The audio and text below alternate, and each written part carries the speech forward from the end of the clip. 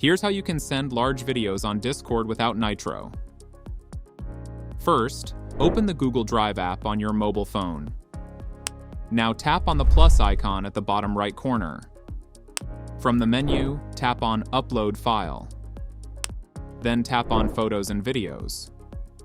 Select the large video or file you want to send on Discord. Then tap on Upload. Wait for the upload process to complete.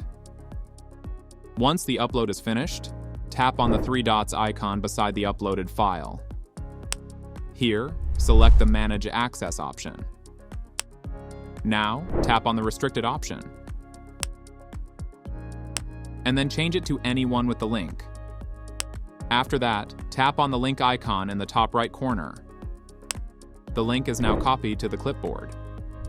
Now close Google Drive and open the Discord app.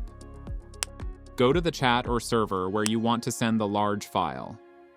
Simply paste the copied Google Drive link into the Discord message box.